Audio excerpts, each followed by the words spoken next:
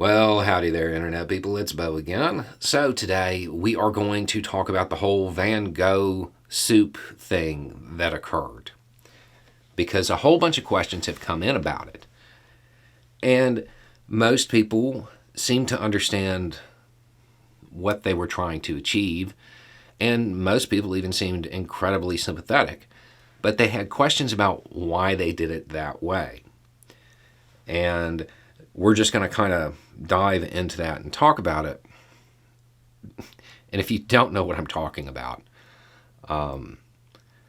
some climate change activists, they walked into the gallery there in London and they threw a can of soup, on a Van Gogh painting. The thing is, the why they did it that way, the perfect take on that already exists. Conyer, on YouTube, but I saw this on Twitter, getting asked the same question over and over again from people, and brought up the case of Win Bruce. Do you recognize that name? Odds are you don't. You probably don't, and if you don't feel bad. Most people don't recognize that name. But just a few short months ago, went to the plaza there in front of the Supreme Court, and in an attempt to bring attention to climate change, literally lit themselves on fire. Few short months later, nobody even recognizes the name, if they even remember this happening. 6 months from now, oh, you are definitely going to remember the Van Gogh soup thing. That's why.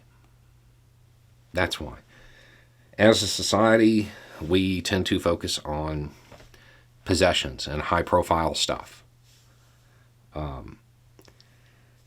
purpose of a demonstration is to get publicity. It worked. That's what they did. Activists, and this isn't a criticism, I do this, but activists like to use the language of war. We're in a fight for climate justice. We're at war to save the planet. What do wars cost? Two things: lives and money. Right? The loss of life, well, that's regrettable. Loss of money, that's unavoidable. So let's look at this through a military lens. What did this cost them? What did this operation cost the group that did it? A couple tubes of super glue, a couple cans of soup, admittance to the gallery's free, so transportation. They're out like $15. What do you think it would cost to buy a 30-second ad, prime time, on every news channel in the Western world? $250 million? By that metric, this is a pretty big success. And if you are going to be going toe-to-toe with energy companies that have billions upon billions of dollars at their disposal, you're going to want to beat the market. You're going to want to get a really high return on your investment, and they did. What about the other one? Loss of life. No risk. A lot of climate protests, they're dangerous. This isn't. This isn't dangerous. There's no chance of anybody getting hurt doing this, really. No property damage. If you don't know, all those paintings are encased. They're protected. So no real property damage, no loss of life, got publicity, nobody got hurt. I don't know what more you want from them, really. I mean, I would prefer that those who would take it to more extremes, where people get hurt, I would prefer they do something like this.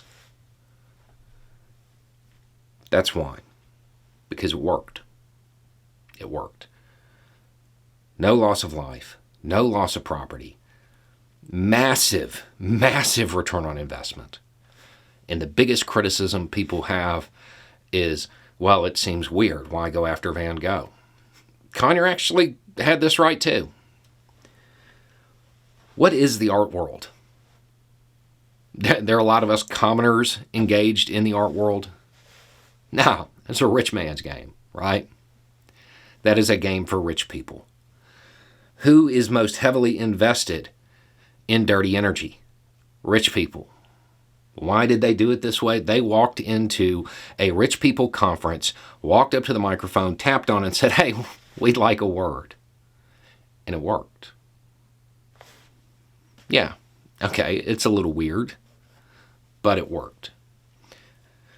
I can't think of anything that had as low a risk of people getting hurt that generated that much coverage anytime recently.